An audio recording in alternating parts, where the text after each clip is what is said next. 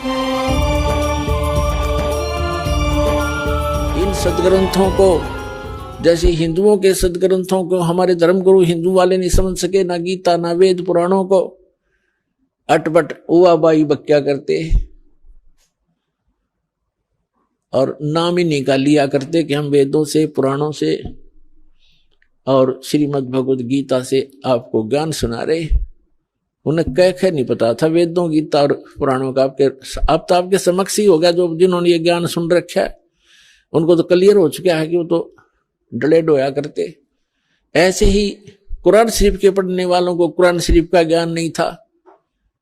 पुण्यात्माओं, हम भाषा जानते नहीं, वह क्या भाषा है, लिल्ला लल्लूहू, वह मारू समझ मावा नहीं। एक विचार करने की बात है, ये कबीर साहब का दिया हुआ दिमाग इस दास को। हमें पता था मेरी कितनी बुद्धि थी, अब मुझे मालूम है परमात्मा का दिया हुआ ये सब कुछ किया हुआ हो रहा है। न ये इलेक्ट्रॉनिक जो सिस्टम बनाया जा रहा है, टीवी, इंटरनेट, डीवीडी, कंप्यूटर, ये मनुष्य नहीं बना सकता। ये मोबाइल छोटे छोटे बना दिए, इसमें पूरी फिल्म परमात्मा के सत्संग भरे जाते हैं, 50-50, 100-100, 200-200 घंटे के।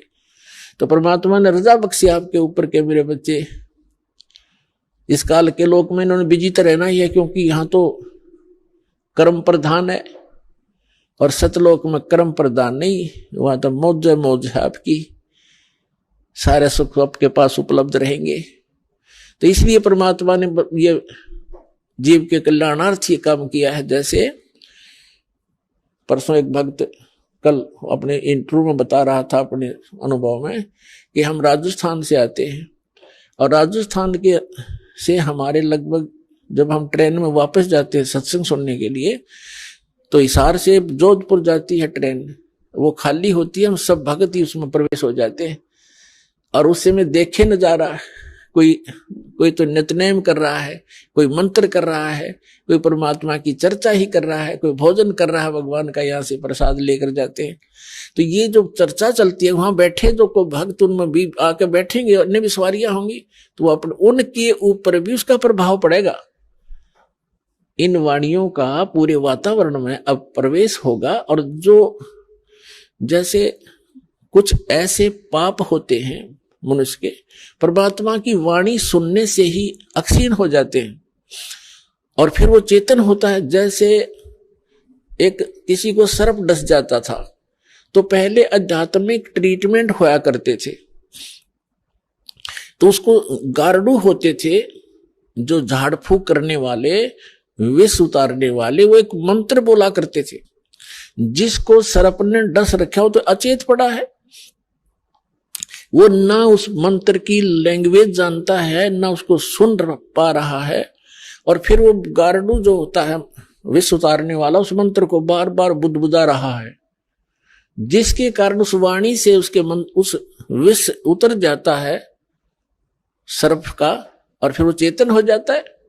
ना वो सुन रहा था, ना उसको उसकी भाषा जानता हो क्या बोल रहा है, और सुनने में प्रभाव कर दिया। ठीक इसी प्रकार ये वो मंत्र है उस परम पिता के। आपको काल भगवान ने डस रखा, अजगर ने, ये विष इस मंत्रों के, इस परमात्मा के वचन के इसके अतिरिक्त कोई उतार नहीं सकता। तो ये वाणी जो परमात्मा की है, ये उस काल के विष को उतारने के लिए है। आप अचेत पड़े हो इस गंदे लोक में, न ये रहने का स्थान है।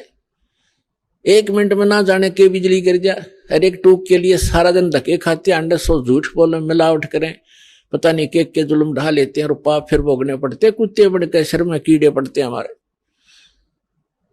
तो ये जो वाणी परमात्मा ने भी साधन दिए हैं आपको, मोबाइल बूढ़े का देख ले, बालक के सबकी जेब में, बहन बेटियों के पास हो गए। और इसमें पहले तो बकवाद भरा करते थे, फिल्म देखा करते, अटपट रखा करते, अरे परमात्मा की वाणी चलती है इसके अंदर। तो ये वाणी जैसे कोई खेत में गया है तो जाते हुए चल खेत में जाते हैं, किसान है, मजदूर है, चलो वहां करेंगे, नितने मोबाइल जेब में है, काम कर रहे हैं, मोबाइल ऑन कर लिया, काम भी कर रहा है, नितनेम भी कर रहा है, मंत्र भी कर रहा है, कान में लीड ला लिया, आजकल 100 सिस्टम दे दिया जाता है। तो वो प्रभाव पड़ेगा सबके। जैसे किसान हल जोत रहा है, बीज बो रहा है, एक तो तमाकू पीवा के लिए बीड़ी घूट मारा और फिर न्यू, एक तो तमाकू का जो वासना वो जागी। अरे एक भगवान का भक्त परमात्मा के मंत्र करता करता बीज बोए, उस खाने वाले पे भी असर होगा उसका, जो उस अन्न को खाएगा। तो इसी प्रकार जो वाणी में वातावरण, वाणी में फैल रहा है, इस वातावरण फैल रहा है, में फैल रही है वाणी परमात्मा की, बच्चा बच्चा जन जन सब उसी की चर्चा करता है। कोई वाणी बोल रहा है, राम नाम रटते रहो जब तक घट में प्राण, कदे ते दीन दयाल के बनक पड़ेगी कान। तो भक्ता के बच्चे ये वाणी बोलेंगे तो उसके आसपास जो और बच्चे होंगे उन पर भी असर पड़ेगा। तो इस प्रकार परमात्मा ने कहा कि इस कलयुग में पूरी सृष्टि इस सतनाम को प्राप्त करेगी और सब भक्ति करेंगे मेरे बच्चे और सब पार हो जाएंगे। बोलो सतगुरुदेव।